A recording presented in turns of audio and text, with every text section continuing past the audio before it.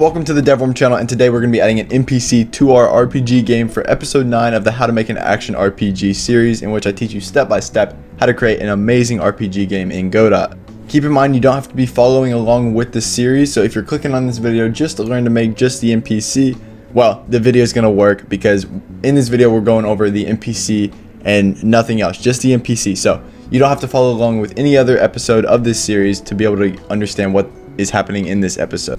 But also, before we get started, I just want to ask if you could go down there and hit that subscribe button and leave a like on this video, as it helps YouTube push this series to more people. That allows more inspiring game developers to learn to make their own Godot games as well. But let's get started with adding the NPC, so in the future we can have someone to talk to for quest or a shop or anything really in our new RPG series game. So how we're going to do this is we're going to go up here and we're going to create an entirely new scene. We're going to go with an other node, and it's going to be a kinematic body 2D, and you can name this anything. I'm just going to name it, we'll just name it Cave NPC or something like that. Cave NPC is fine. And then under this we're going to need a bunch of different stuff: an animated sprite, a collision shape 2D. What else are we gonna need? Let's see. For now, we'll just keep this. We're gonna need a timer. We're gonna need a timer because this is gonna be for our state machine, so we can control the different states that the NPC's in, like the idle, if it's choosing a new direction or if it's moving. For animated sprite, I'm just gonna set this up real quick.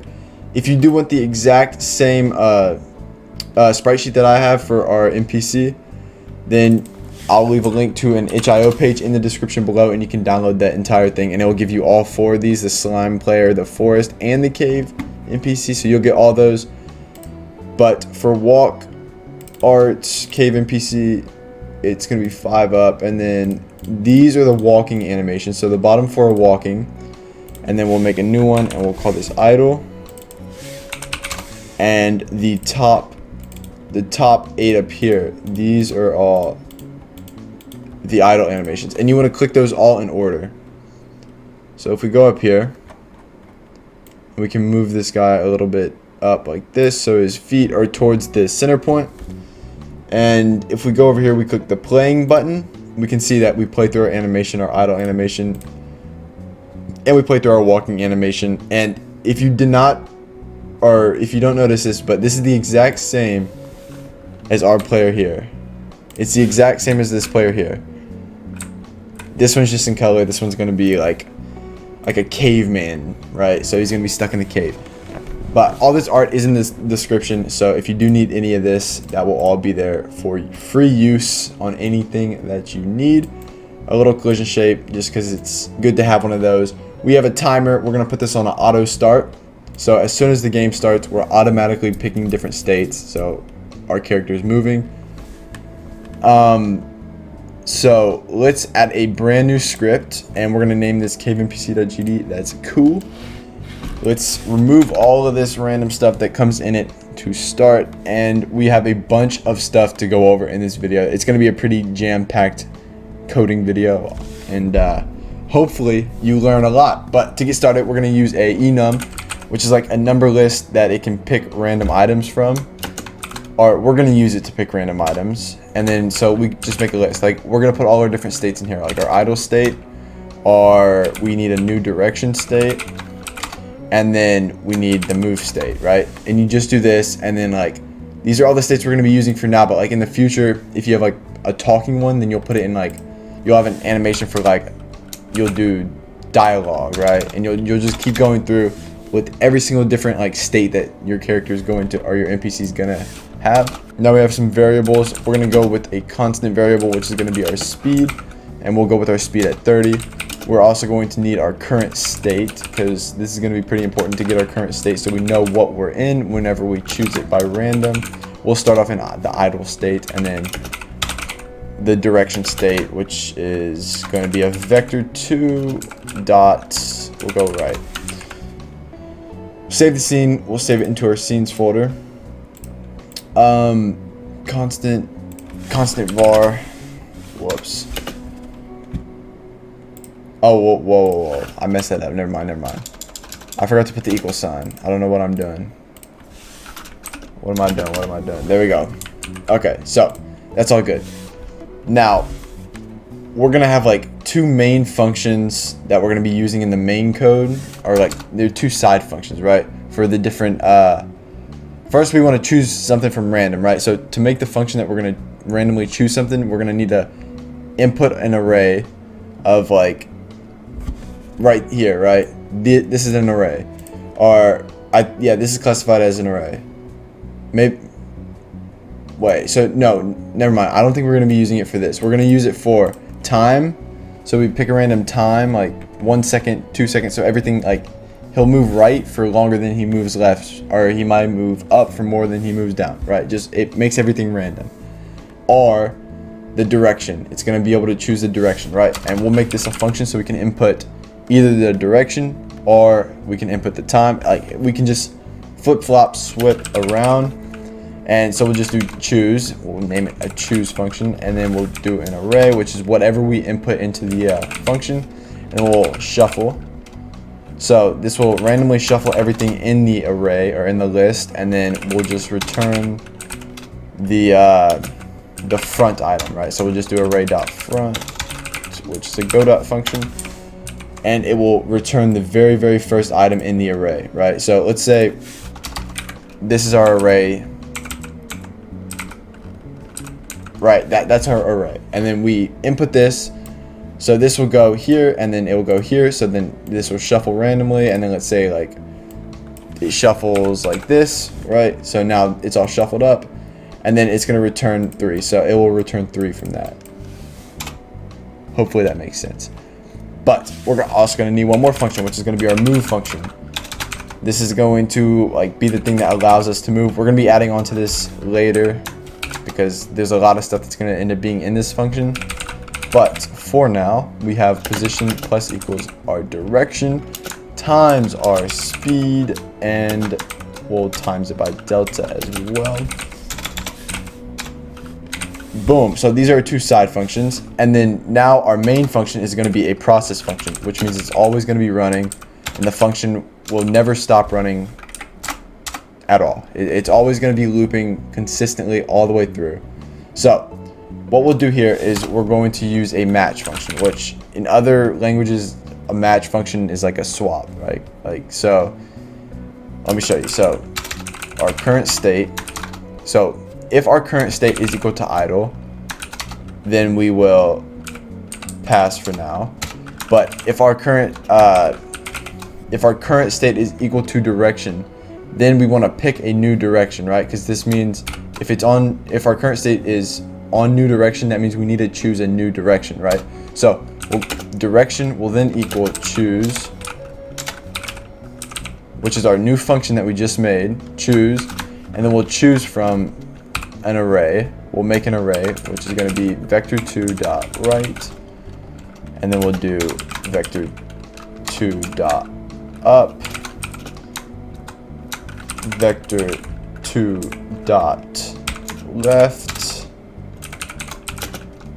vector2.down, if I can type, and then this is our array. So it will randomly choose something from this list, right? So we'll shuffle them up, pick a random direction, so we go a different direction every time, and then on move, we want to run the move function, just like so, right? So now everything should work. Shouldn't work. We need our timer still. So our timer will send a timeout signal to our NPC. And with the timeout, inside here, we want to pick a random time, right? So we'll add timer, or we'll get our timer dot wait time. We'll set a different wait time each time, so it's like more randomized. And then we'll choose from, we'll make another array, and we'll put it into the same choose function, and we'll do like 0.5 seconds, 1 second, 1.5 seconds, right? So we'll just go with 3. So we'll pick a random time from there, and then we'll do current state is going to equal choose. So we get a random state, right? So choose, boom, boom, and then we'll pick a random state from the idle, the new direction, and the move. So now we'll pick we're gonna pick a random state, and we're gonna reset the wait time to a different number. So everything happens at random now. We also need a ready function. We'll put the ready function all the way up here. We'll just do this, and then we'll do function ready. This is just so it does a different thing every single time you restart the game, because if you don't put this, it's not gonna, like, all this stuff, it's gonna, like, if it moves right the first move, it will always move right the first move, and then it will move up. It will always move up. But if you put this randomized, it will do something different every single time. So if we play our cave NPC, you saw it did move. It went up or left. We couldn't tell. But if we go to our 2D, we move him more of like right here, then we'll be able to see. But we'll move him back after. You see he moves forward for a while. We'll set up the animations in a little bit, so the animations are going to work. But you can kind of see he moves in a random whatever direction. Just randomly, so he can just randomly walk around. And we're going to change this by adding like a stopping barrier, so he can only go like 20 units to the left, 20 units to the right. And then that should fix that. But you see, he walks around, right? So all that is good. Let's put him back to the center. There we go. So now we go back into our script, and we have some more stuff. So in our ready function, we're gonna add a new, we're gonna make a new variable. So we'll go down here to our variables. Why did I put all this up here? Hold up. Let's reorganize real fast. The ready function, I'm gonna put down. I'm gonna replace it here. There we go. That looks better. All right, so we're gonna need a new variable, and this new variable is going to be our start position, so we can kind of tell like where we want to be.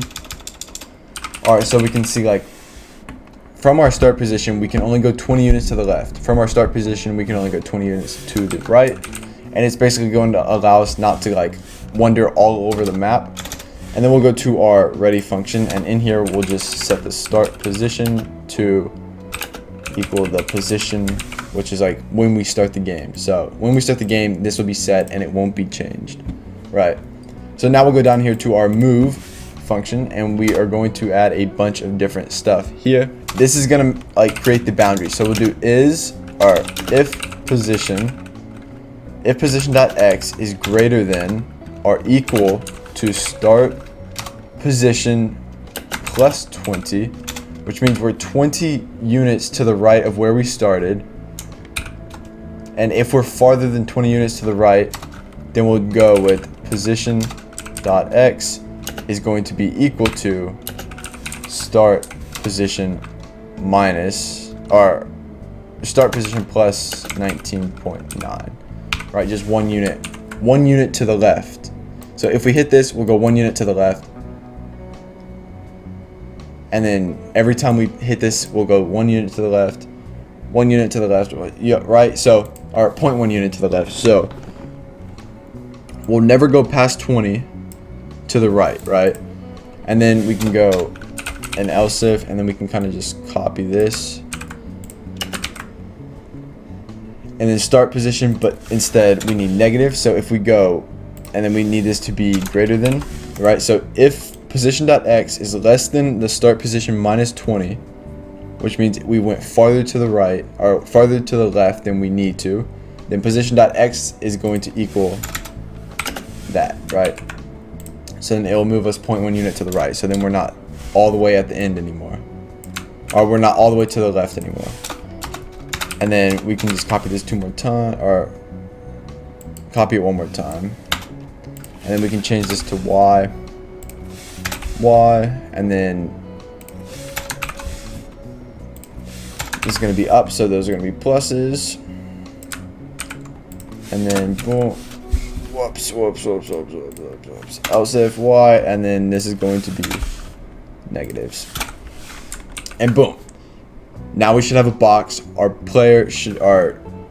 NPC should only go in this box, and once it hits the end, it should stop. And to test this, we can go to a little function called print position. Position. And if we play, we'll see. So our starting position, we're way up here. So our starting position is 0, 0. And we had an error. Let's see. Okay, so it's start position, because start position is going to be what's it called? It's a coordinate. So there's going to be a x and a y. So we need .x. Oh, I can't believe I forgot this. This would have been so much easier to copy and paste it this way, but you need the .x's, and down here you need to change the .y's. Ooh, how did I mess that up? But it's fine. Okay, so now if we play, everything should work. You see that we move this way and then we stop because we've hit the 20. We go down. We can only go down 20. But you can see this is how far we went to the right. We went 19.9 to the right. Let's see. And now we hit negative at the right. So now we went left all the way we can go left. And now we're going up. You can't really see because our character is off the screen, but it kind of like, yeah, we'll redo this. Let's move him back here, and then now we play. Whoops. Now we play. And now you can see. So we went all the way to the right. You see it maxed out. And then let's see.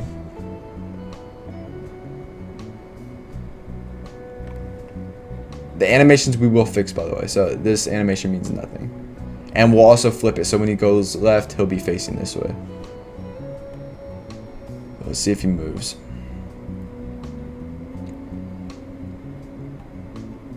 So I think this is saying we're all the way up. I don't think that's true though. We'll see. So now we're all the way to the left. Because this is our x-axis. So now we're all the way to the left. This is as far left as we can go. Now we're as far down as we can go. I guess we're not as far down as we can go. I don't know how far we can go down. Okay, but you kind of see the point. Let's check.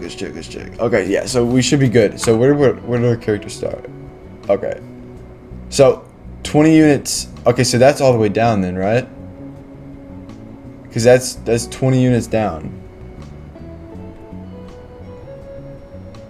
Now we're all the way to the left. You see though, whenever it hits the 19.9, it stops and it doesn't go past that. So that's good. That is working.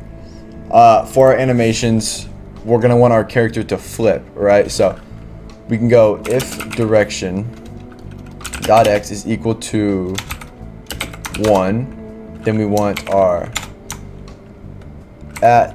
animated sprite dot flip h to equal false,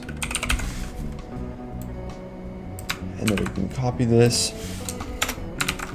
and then we can make true. So if it's -1, which means we're going left, and we want it to be flipped, and we can make this an else if statement. Now if we play, you'll see that we flip depending on which way we move. Should flip depending on which way we move. We haven't tried it yet. But yeah, so down we should be facing that way. Okay, yeah, see, that works. So that's good. Now we have our idle animation and we have our walking animation. We need to switch through those correctly, right? So we'll go up to our process function. We'll just go, we can remove this now. We'll just go right here and then we will add if our current state, if our current state is equal to 0, then, which means our 0, so 0 is idle, right? So state, if our current state is equal to 0, that means we're in the idle state. So what we'll do is we want at our money sign, which is going to get our animation player dot play, and then we'll play the idle animation. We can copy this here, paste it there, and we'll paste it one more time. And then if our current state is equal to 1, which means we're going to a new direction, we also want to play idle. And if we're in the move state, then we want to be playing the walk animation, right? And we just made all these animations in the animation, or in the animated player. Now we can save everything. Everything should work. Let's test it. So we have our idle animation. Let's see. So when our character walks, we have the walking animation, and then it goes back to the idle, walking animation, back to the idle. Oh, that's because we hit the barrier, but that can be changed. We just have a super short barrier right now, and we'll probably expand that. We'll probably expand the barrier for, yeah, because that barrier is super short. This is how long the barrier is, so that's how far the character can walk, which is terrible. So we'll probably expand that in a different episode, probably next episode, because in the next episode, or in the next video, which is going to be how to create dialogue for an NPC and chat boxes and stuff, which is going to be a pretty big episode. We're going to do some minor fixes, but mainly everything is working. You can play around with this, let it move to a bigger area by changing all this. I also recommend making this like a variable. You can make all this like, you could compact all this easy. We just have it all like laid out like this, but that should be a pretty easy fix. We might fix this later in next episode, like make all this a bigger area, which to do that, like let's say you do 40, and then instead of here 19, you would put you'd put 39.9, right? So it's that easy to change this. So if you do want to change that, you can do that. I'm just going to leave it as a really short distance, which it's not good to do that because it doesn't look as good, but it's going to be fine. So I'm going to go to our Y sword in our cave, click on the Y sword. We're going to click on the little chain, and we're going to chain our new cave NPC in. Oh, okay, so our cave NPC we left all the way over here, which is not good. So we'll do this, save, and then we'll go back to the cave. And we can move this guy. We'll move him like right here. We'll save the cave. We'll play the cave. And you can see, I don't know why he glitches down like that every time he starts. That's weird. Alright, let me look through this. Let's see why he does this. Okay, so some minor fixes to the code is we are going to make these all if functions and not else if functions. And down here we forgot to this right here should be greater than. It should be a greater than sign, not a less than sign. That's what happens when you copy and paste everything though. Everything else on here looks good, which is a good sign. And yeah, so now if we play, you can see that everything works just right. Our character doesn't glitch downwards anymore. Character walks in a nice path that it's supposed to. I mean, the box is only this big, keep in mind. Understand that you